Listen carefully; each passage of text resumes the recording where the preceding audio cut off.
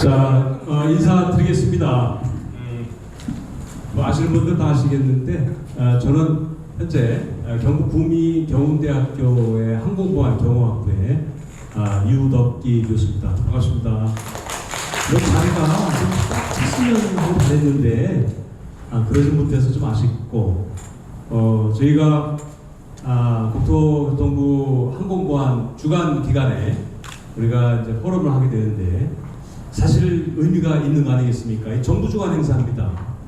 그래서 물론 자리는 많지 않지만 그래도 뭐 발표도 하셨고 기조 강연도 하셨고 또 항공사 또 공항 운영자 입장에서 현장에서 실제 그 일들을 하고 계신 분들이 같이 와 있어요. 그래서 내용으로 봤을 때는 아마 아주 꽉 찬 그런 토론회가 되지 않을까. 그래서 저 이름도 전문가 토론을 했어요. 전문가 토론. 우리 저 박수로 한번 시작하도록 하겠습니다. 감사합니다. 자, 이렇게 하는 게 좋을 것 같아요. 제가 뭐 서서 있는데 저도 앉을게요. 우선 제가 먼저 소개를 좀 할까요? 소개를 먼저 좀 하고. 자, 우리 이제 발표자, 강연자는 빼고, 국토부 오셨나요? 아니요. 대신. 그 대신으로 오셨으니까 본인 인사 한번 하셔요. 안녕하십니까. 저는 항공안전기술원에서 항공보안 장비 인증 담당 진행하고 있고요. 현재 아이카오에서 항공보안 패널 자문위원으로 참석하고 있습니다. 예, 아유 반갑습니다. 박수로 환영해 주시기 바랍니다. 다음은 우리 대한항공의 그 항공보안 부장님 조영민 부장님. 네, 인사만 해주시죠. 이따가 또 기회 드리겠습니다. 박수로 환영해 주시기 바라겠습니다. 자, 다음은 항공보안 이상우 운영 보안운영실장님. 네. 그리고 가까이 김포공항에서 근무하시는 분이에요. 그 다음에는 그 인천공항 보안의 T1 보안 그룹장님으로 계시는 김범수 그룹장님 오셨습니다. 그리고 저 마지막에 우리 협회 산하의 항공보안인재 개발원 원장님으로 계시는 성연영 원장님입니다. 환영해주십니다. 아까도 제가 잠깐 말씀드렸지만 오늘 주제가 우리 항공보안을 공부하고 연구하고 현장에 있는 분들은 익히 알고 있는 내용들입니다. 더군다나 이제 AI 시대에 이제 불가피하게 우리가 사람이 장비를 또 의존하게 되는, 근데 그 장비를 믿을 수도 없고 그러다 보니까 이제 행동탐지라고 하는 또 챕터 물론 오래됐습니다. 제가 인천공항 제가 원래는 소속이 인천국제공항공사에서 근무하다가 지금은 그 대학에 가 있는데 제가 인천공항 경비보안 마스터 플랜을 인천공항 개항 전에 수립했던 사람입니다.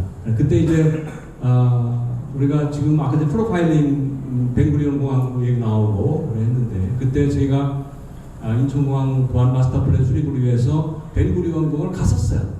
가서 그네들이 하고 있는 실제 프로파일링 시스템을 봤습니다.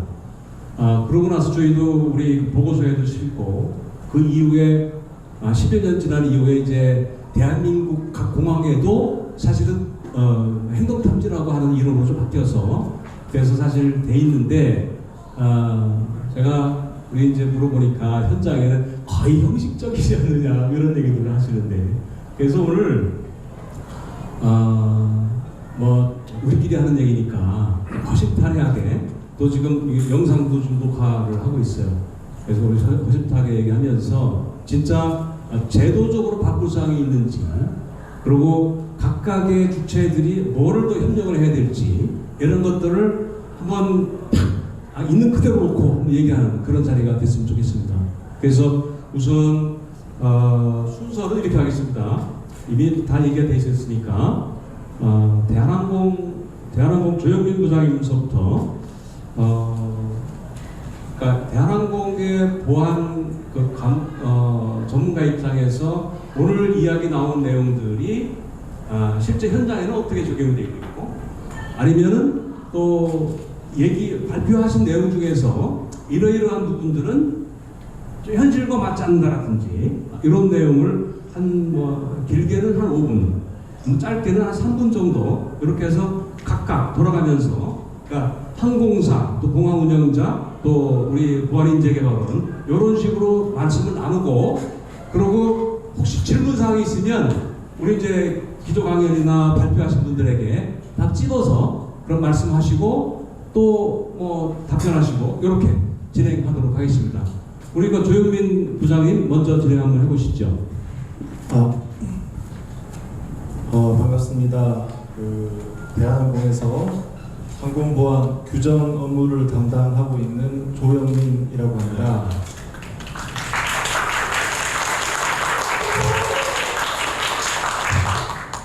말씀드리기 전에 제가 한 가지로 짚고 넘어가도록 하겠습니다. 제가 오늘 토론 준비하고 그 협회에서 정리된 거 뿌려 주셨지 않습니까? 저를 항공보안 팀장으로 승진시켜 주셔가지고 보내주셨더라고요. 여하튼 본의 아니게 원치 않는 인사 발령이라고 우리 존경하는 이시영 팀장님한테 불경을 저지른 것 같아서 죄송하다는 말씀드립니다. 저희 대한항공 항공보안 팀장님은 이시영 팀장님입니다. 그리고 지금 이 자리에 저희 팀원들이 전원 참석했거든요. 박수! 저 앞에 안 해줬으면 우리 그냥 허공에 대보겠습니다.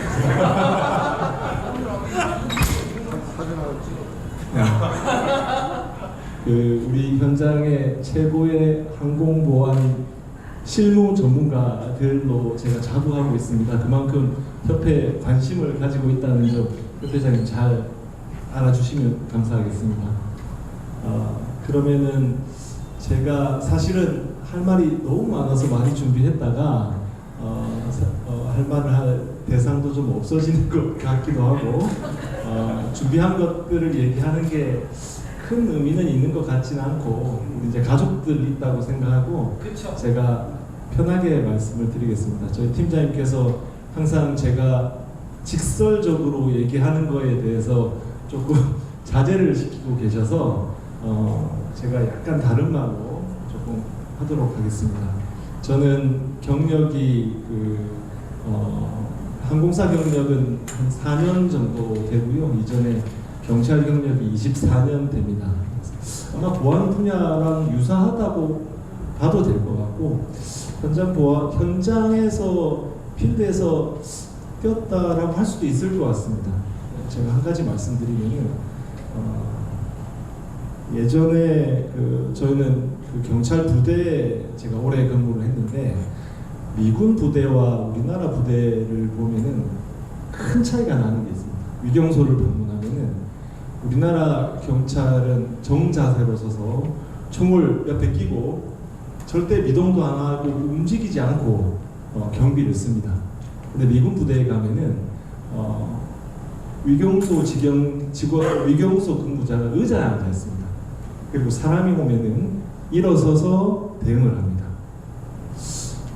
이게 보면은 언뜻 보기에는 뭔가 우리나라 부대가 갖춰져 있고 뭔가 체계가 잡혀 있을 것 같지만 실제 이 사람들의 임무는 부대를 통과하는 사람들을 체크하고 적정한 사람인지 확인하는 임무를 하게 되는 거죠.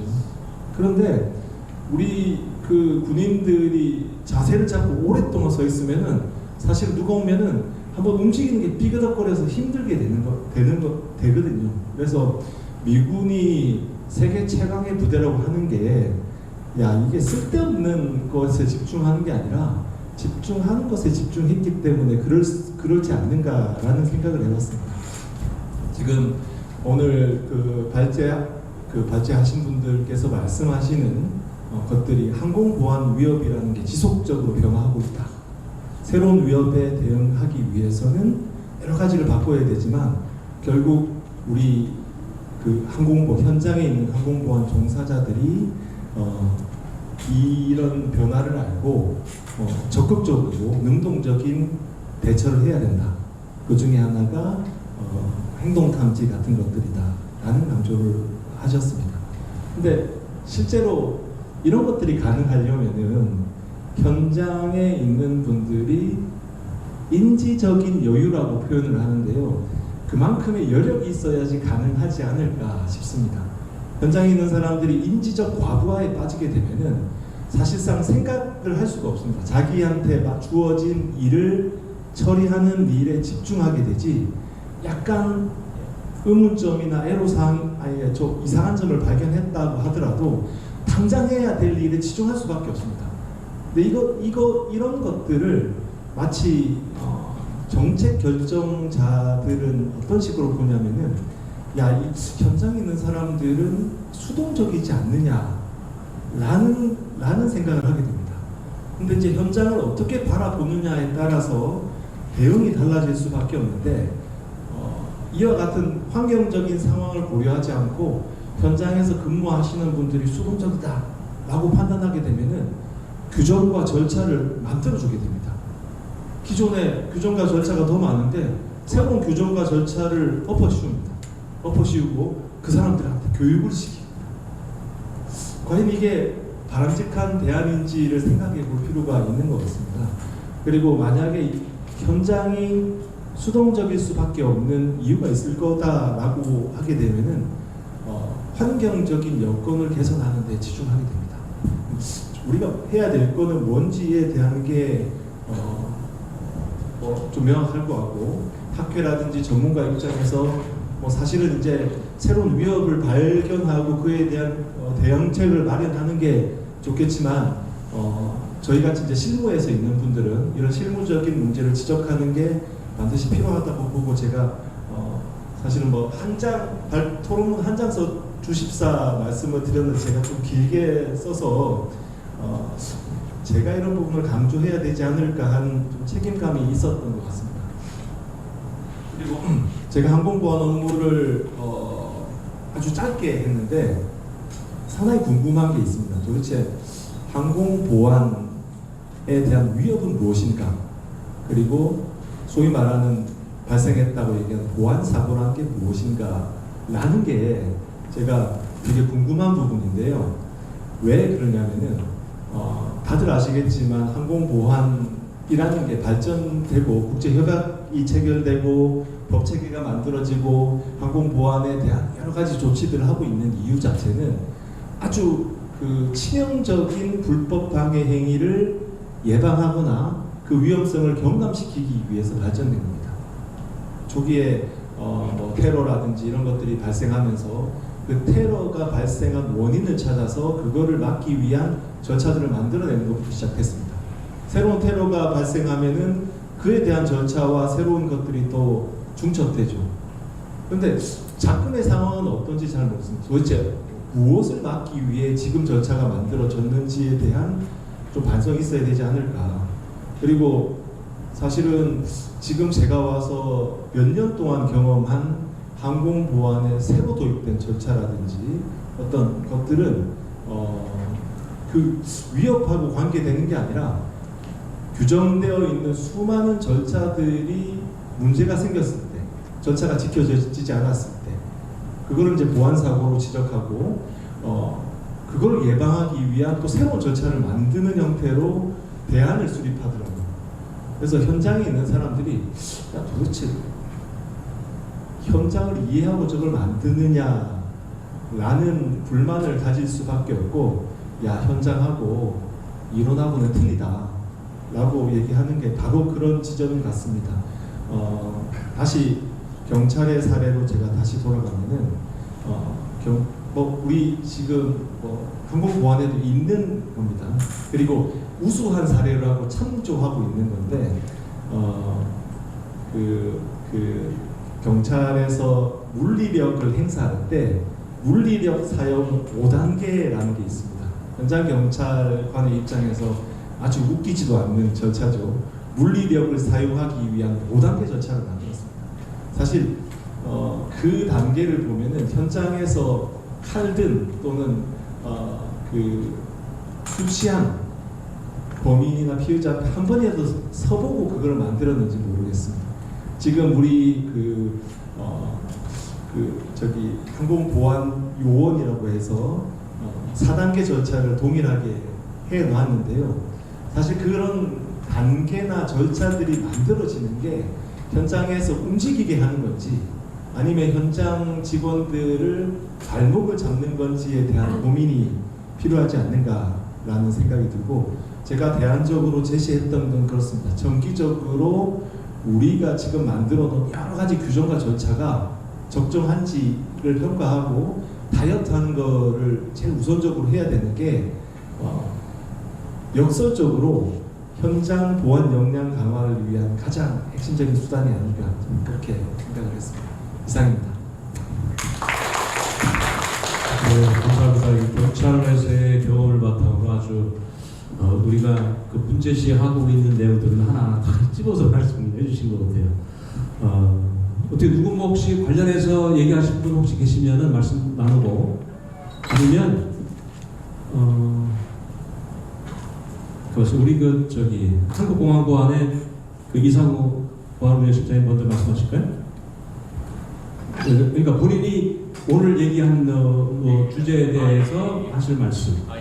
그리고 지금 현장에서 일을 하시기 때문에 왜 그게 현장에서 지켜지지 않고 이런 말씀도 아마 나눌 수 있을 것 같아요. 그러니까요. 죄송합니다. 저 아까 대한항공에서 이제 말씀하셨는데 사실 이런 얘기가 나와야 되죠. 그렇잖아요. 저는 들으면서 제가 계속 고개를 끄덕끄덕 할 수밖에 없었고 엄지척을 했던 게 사실 이걸 들어야 되고, 근데 이계영 정책하고 같이 안세희 같이 김은경 안았지 제가 책임지고, 이거 정말 맞는 얘기예요.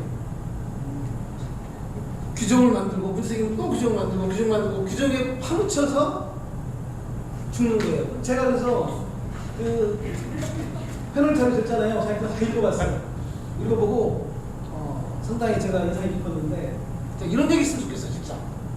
그쵸? 우리 진짜 우리끼리 있잖아, 그쵸? 우리끼리 하자 이거지 하고 문제 있으면 하자 이거지. 죄송합니다. 말이 길어. 안녕하십니까. 저는 한국공항보안에서 안전보안 업무를 담당하고 있는 안전보안실장 이상우라고 합니다. 저희 회사는 인천공항을 제외한 나머지 14개 공항의 항공보안 업무를 담당하고 있습니다.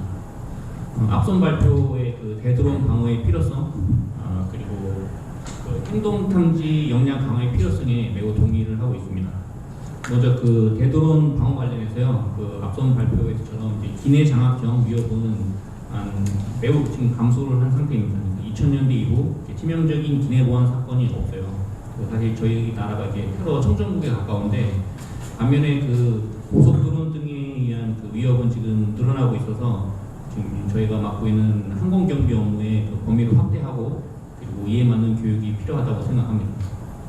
그리고 행동 탐지에 관련해서는 아까 전에 실효성이 있느냐 비판을 받은 적은 있지만, 발표에 나온 내용처럼 AI를 통해서 1차 필터링을 하고 2차로 전문 교육을 받은 보안 요원을 투입하면 충분한 범죄 억제력을 발휘할 수 있을 거라고 생각을 합니다. 하지만 저희 실무를 담당하는 저희 회사 기준으로 현재 상황은 그렇게 좋지는 않습니다. 행동 탐지 제도는 저희 회사에 도입되어 있는데요.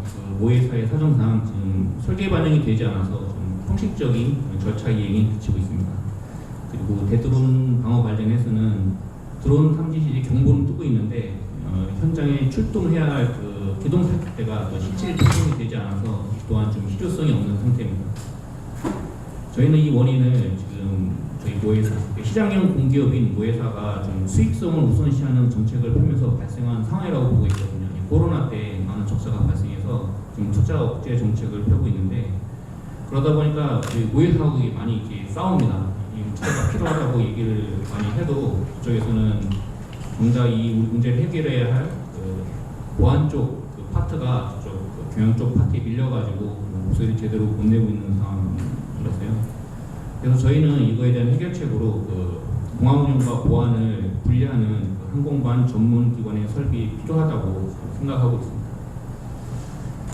요까지가 이제 제 생각인데 지난번 이 학술대회 때도 비슷한 얘기를 했거든요. 근데 정작 이 얘기를 들어야 할 그 국토부 모의사는 없어요 항상. 그래서 제가 이게 가족 같은 분위기에서 이게 억울한 말이 좀 아쉬움하고 호소하는 분위기가 되고 있는데 좀 이런 것 바뀌었으면 좋겠다는 생각입니다. 예, 이상입니다.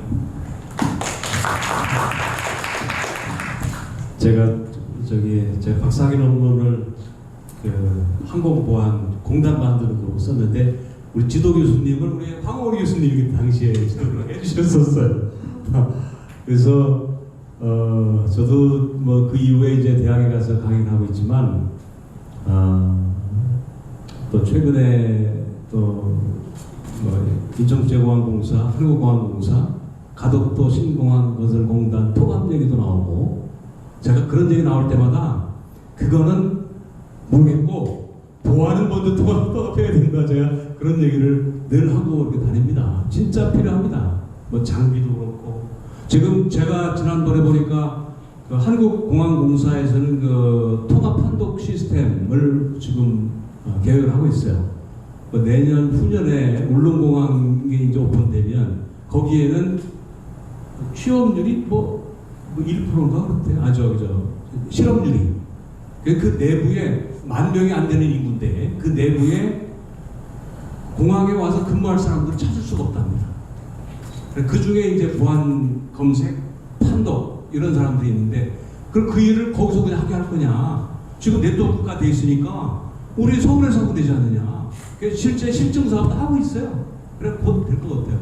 이미 뭐 인천공항의 경우에는 내부에 통합 판독실이 있습니다. 이게 잘 되고 있습니다.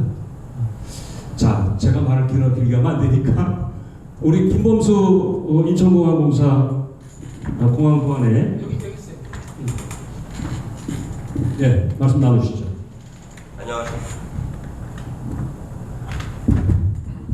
안녕하십니까. 인천국제공항 보안그룹장 김범수라고 합니다. 안녕하십니까. 먼저 미래 항공보안 포럼이라는 이런 고귀한 자리에 제가 참석할 수 있도록 이런 자리를 마련해 주신 회장님 이하 많은 분들께 진심으로 감사 인사를 드립니다. 제가 이 공항 근무를 한 지 한 27년째 됐습니다. 27년째 됐는데 개항 전부터 입사해서 제가 여러 대테러 상황실 실장으로도 한 8년 정도 근무를 했었고 하다 보면 제가 이 자료에도 제출했지만 물리적인 보안에 신경을 쓸 수밖에 없습니다. 물리적 보안이라고 하면 기내 반입 금지 품목을 적발하는 보안 검색과 비인가자 출입 통제를 하는 보안 경비 이 분야에 우선적으로 저희들은 중점적으로 저희가 근무를 했습니다. 하지만 앞으로는 고도화된 이런 위협 대응에 저희가 대비하기 위해서 저희 자체적으로 직무교육 경비업법에 있는 6시간을 저희가 온라인 교육으로 하고 자체 교육을 합니다만 역량이 고도화되기까지는 매우 쉽지가 않습니다. 그리고 현장에서는 거의 저희 근무자들이 1년 내내 점검입니다. 점검. 오해사 점검, 서항청 점검, 국토부 점검, TSA 점검, 이카오 점검 해서 거의 또 성수기 때 경계 근무 강화. 또 한편으로는 이런 모든 점검들 때문에 근무들 어쩔 수 없이 점검 실패하지 않기 위해서는 저희들이 좀 반입 금지 품목, 비인가 출입 통제에 몰두할 수밖에 없습니다. 하지만 저희들의 행동, 탐지, 강화 이런 걸 저희들도 인지를 하고 있기 때문에 한계가 있습니다. 하루에 한 달에 6시간 온라인 교육인데 비디오 교육만 할 수도 없고 성의 이런 기본적으로 저희들 의무적으로 교육을 해야 되는 그런 교육을 하다 보면 실질적으로 행동 탐지 고도화, 역량 고도화가 될 수가 쉽지가 않습니다. 그래서 저희들이 이제 주요 관리자들끼리 하는, 물론 기본적인 물리적인 보완은 기본적으로 할 것이고, 아쉬운 부분들이 저희 제도적이나 이런 재정적으로 저희가 좀 매우 부족한 부분이 있기 때문에 추후에 국토부에서 또 충분한 교육 시간과 그다음에 예산 지원이 좀 필요하다, 저는 그렇게 생각을 하고요. 이제는 관계기관 물리적인 보안을 강화시키기 위해서 관계기관에서 점검하는 건 좋습니다. 또 법적으로 돼 있고요. 하지만 꼭 이런 불법 물품을 모의 테스트 위주로 하는 것보다는 좀 요즘에 또 특히 이상 범죄 이런 특히 공안 내에서 많기 때문에 저희들도 저희 기동 타격대, 그다음에 순찰도들 저희 자체 교육과 온라인 교육을 계속 반복 교육을 함에도 과연 실질적으로 지금 인천공항 내에서 예상 범죄가 지금 발생을 안 됐기 때문에 저희들이 교육만 시킬 뿐이지, 과연 이 실질적으로 이게 상황이 발생이 되면 초동 조치가 저희 보안자에서 신속히 될 수 있는지 이런 의문이고 해서 앞으로 점거, 교육 이런 것도 실질적으로 재정적으로나 이런 모든 조건들이 좀 행동 탐지, 역량 고도화에 좀 집중이 됐으면 좋겠다. 저희 개인적인 이런 저희 회사의 바람이기도 합니다. 이상입니다. 네, 저희 현장에서 아까 저 처음에 말씀하실 때 인천공항 대항 때부터 계셨다고 역사십니다, 역사. 박수 한번 쳐주세요. 진짜. 추가적으로 제가 테트로 상황실 팀장, 실장을 8년 정도 했었는데 제2여객터미널을 다 담당을 했었는데, 또 아쉬운 점이 지금 저희 인천국제공항의 테트로 상황실은 이런 불법 드론 탐지가 됐을 때 드론 탐지 시스템이 있습니다. 하지만 참경비단에서 저희들이 접수를 받으면 관계기관에 상황 보고 체계에 의해서 SMS, 한라인, 유선자를 통해서 관계기관 전파를 하는 건데, 전파 기능만 있습니다. 전파 기능만 있고 이런 전문적인 관제 요원들이, 상황실 요원들이 없습니다. 그런 부분에 대해서는 또 제가 이제 실장으로서 업무를 하면서도 좀 아쉬운 부분이 있었다는 점을 추가로 말씀드리겠습니다. 이상입니다. 네, 감사합니다.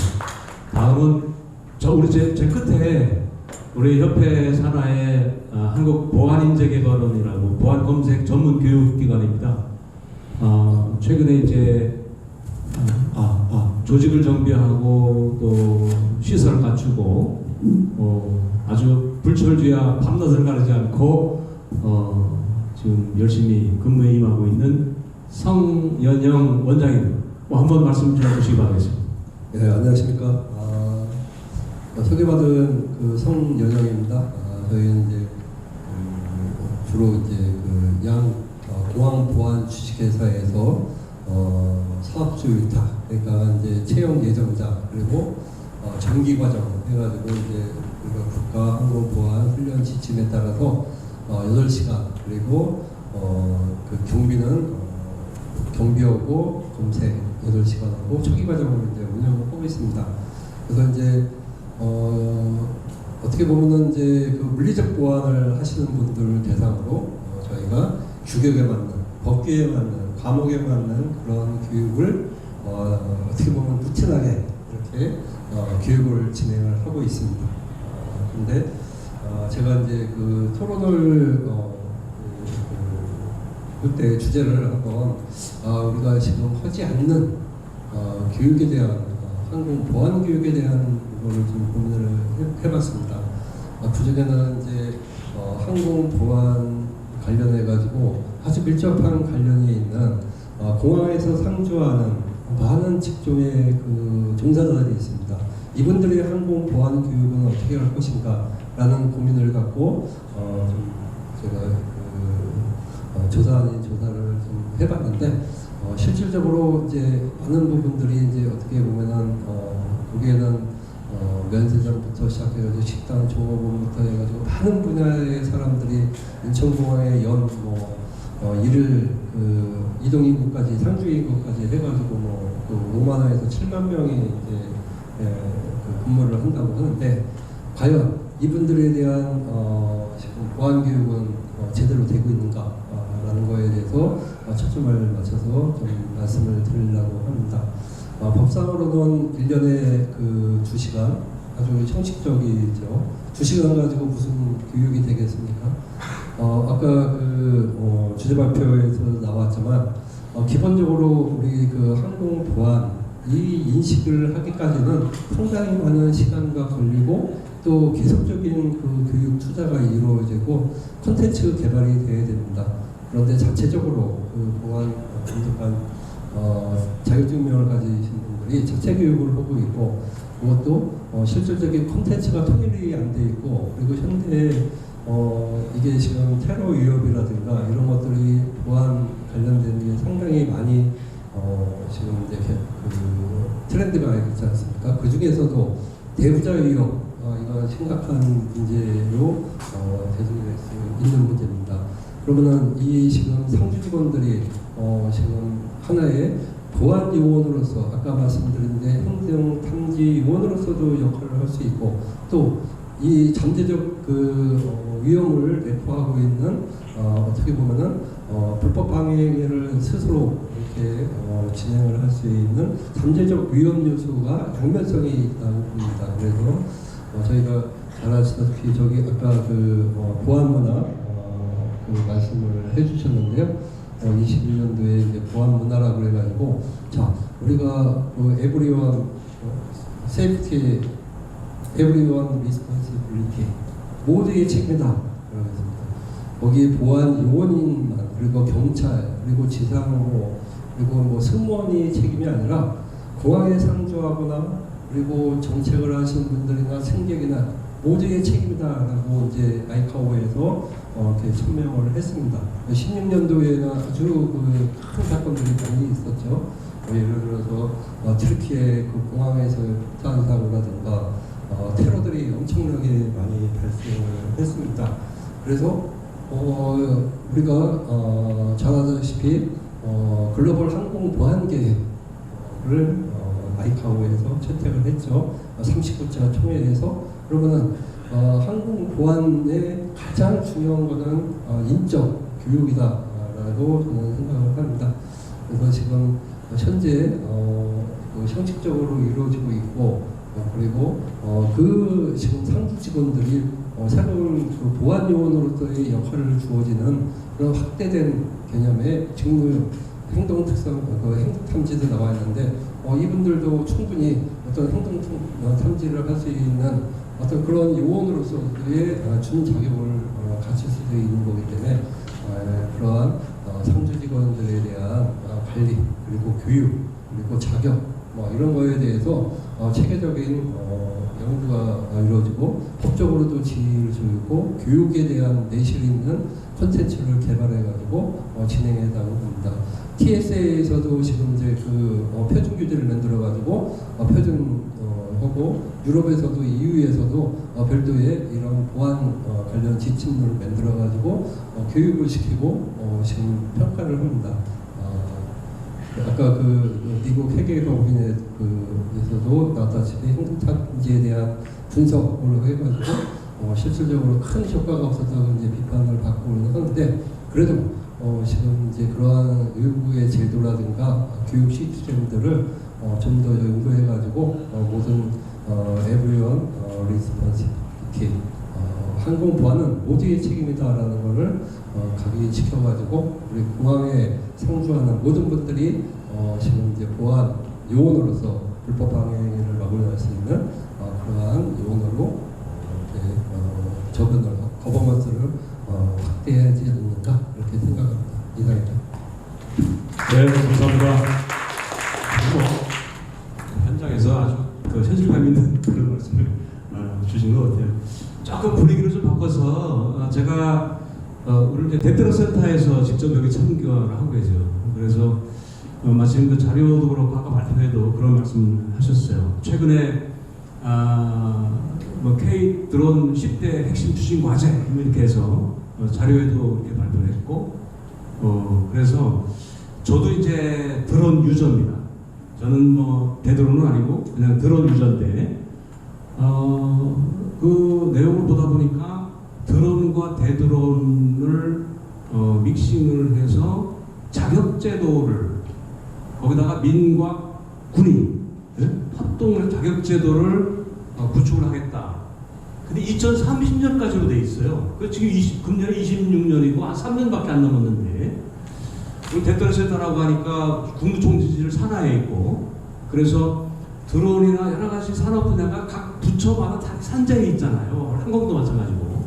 그래서 드론, 대드론 관련해서 국무총리실 대떨센터에서 2030년까지 이런 자격제도 만든다고 하고 그래서 혹시 그거와 관련해서 조금 더 구체적으로 혹시 말씀 좀 주실 수 있는 사항이 있으면 좀 부탁드리겠습니다. 네, 대드론센터 김종걸 과장입니다. 이제 자격제도가 사실은 어떤 자격제도를 가지고 어떻게 도입을 해야 될 것인가에 대해서 많은 전문가들의 그리고 저희 TFN 전문위원들의 논의들이 있었습니다. 근데 이제 드론 관련돼서는 사실은 뭐 드론이나 대드론이나 마찬가지지만 국가가 공인한 어떤 그런 자격제도나 이런 부분들이 사실 전무한 상황입니다. 그러다 보니까 지금 이제 국방부에서 얘기하는 50만 드론 전사 같은 경우, 그럼 안규백 장관님께서 이제 발표를 하셨지만 50만 드론 전사 지금 우리나라 국방 장병의 수가 46만이라고 하는데 그 사실상 모든 장병이 다 드론을 사용하겠다라고 하는 그런 의미나 마찬가지입니다.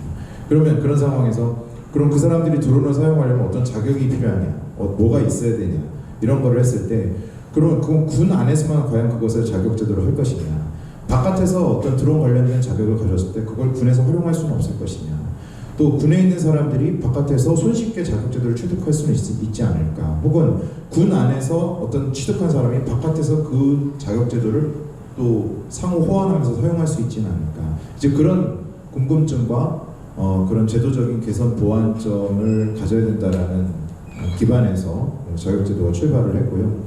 대드론도 마찬가지입니다. 이제 사실 지금 아까 뭐 잠깐 말씀드렸지만 민관군 통합 관제체계 상황 속에서 대드론을 하려면은 지금 이제 법령에 대한 얘기가 나오고 있는데 저희 이제 5개 분과위 중에서 이제 법령 분과가 있었습니다. 그 안에서 지금 사실은 아직도 끝나지 않았고 지금도 치열하게 논의 중입니다. 왜 그러냐면 지금 국토부가 갖고 있는 드론 촉진에 관한 법률상에서 거기다 이제 산업 부분을 초과시키는 어떤 대드론 산업에 대한 영역을 거기다 넣을 것인지, 그리고 혹은 그걸 다 통합시켜서 아예 대드론에 대한 드론과 대드론에 대한 국가 안보 관련된 영역도 그 안에 다소 통합법을 만들 것인지, 이제 그 부분도 지금 얘기를 하고 있습니다. 아니면 안보 영역은 따로 떼가지고 별도의 특별법으로 만들 것인지, 지금 그것이 지금 굉장히 첨예하게 지금 얘기가 되고 있습니다.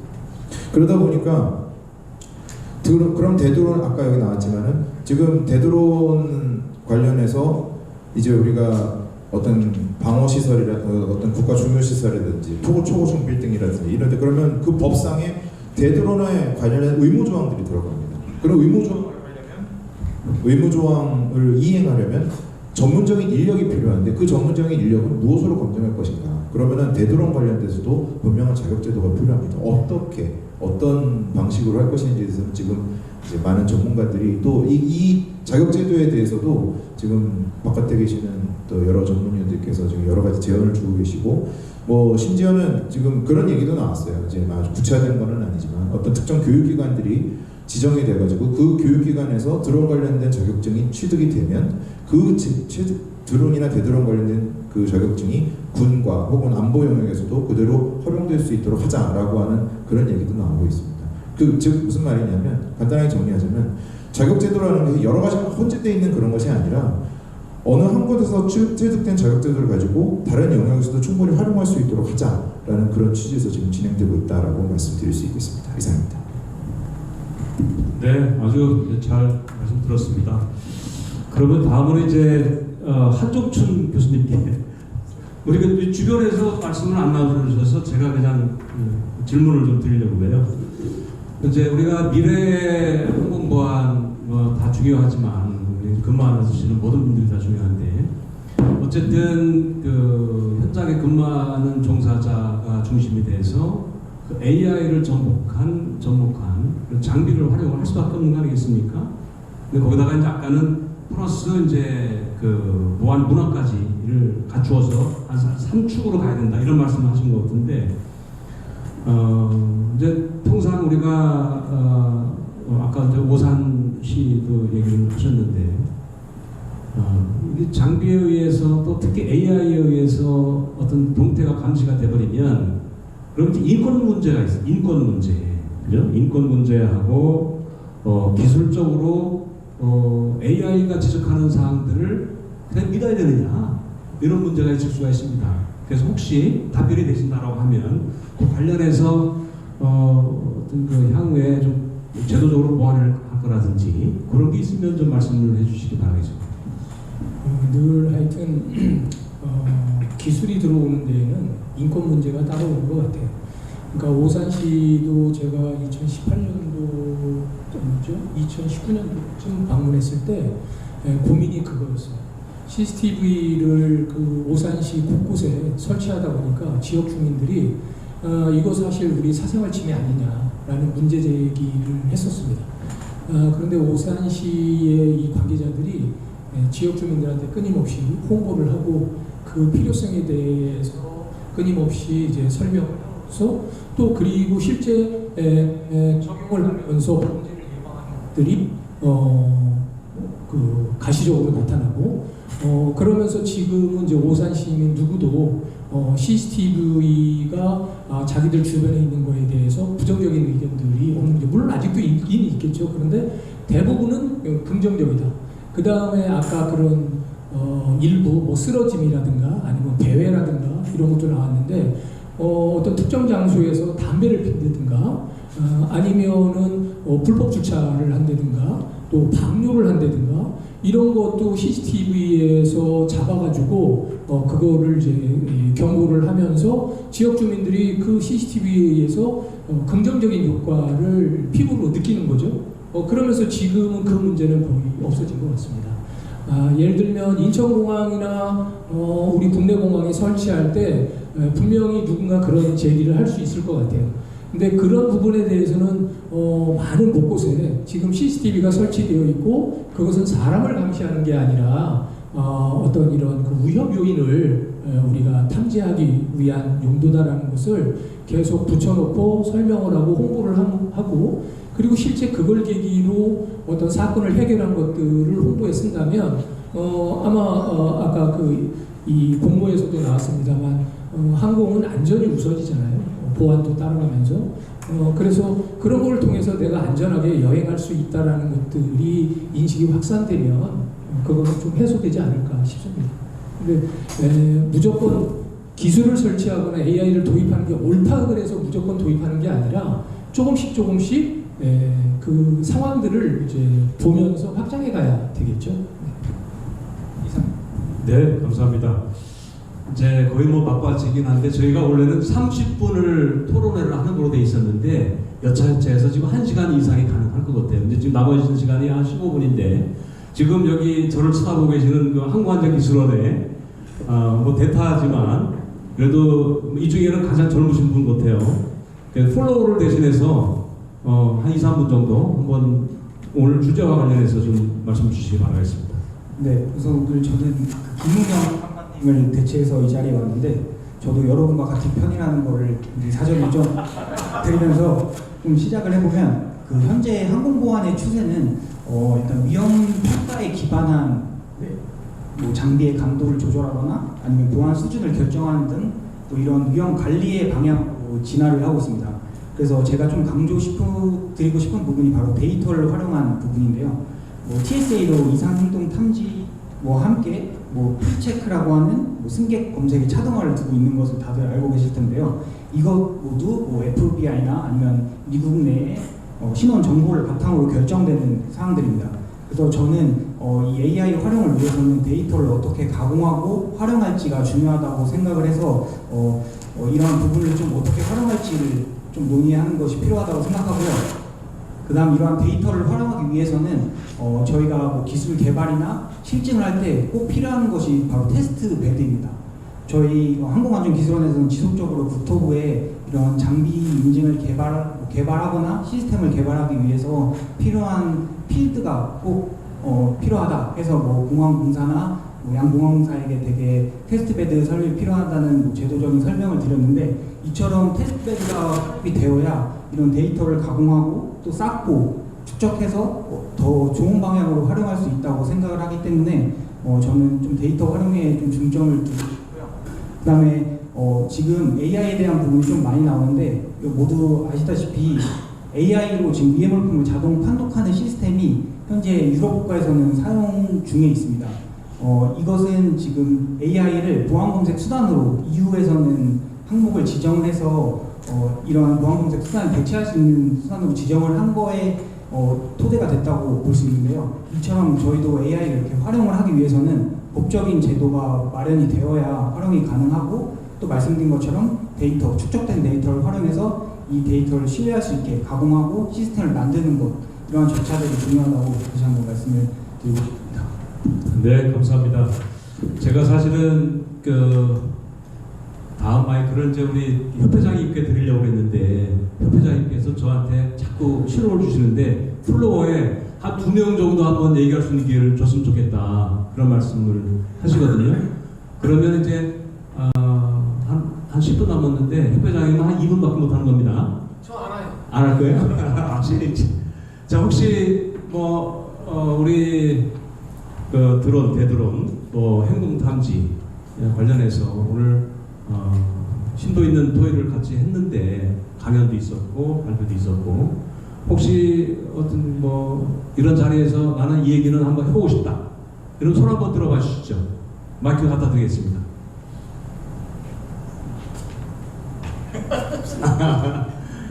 그러면 제가 해야 되겠다. 그러면 마이크를 제가 우리 회장님께 마이크를 드리겠습니다. 네. 저는 이제 오늘 들으면서 이 생각을 했어요. 제가 이제 어제 개막식 기조발표에서 팀코리아 이렇게 했거든요. 팀코리아는 정부 기관, 학계, 그다음에 협회, 그다음에 공항 운영자 이런 얘기들을 했는데, 사실 팀코리아가 만들려면 우리들이 만들어야 되겠어. 그래서 어찌 보면 우리들이 연대해서 얼라이언스를 만들고, 그다음에 우리 의견을 강력하게 개진해야지 항공보안이 바뀌지 않겠어요? 난 갑자기 그런 생각이 들더라고요. 그리고 저는 항공보안 업무를 한 16년 했거든요.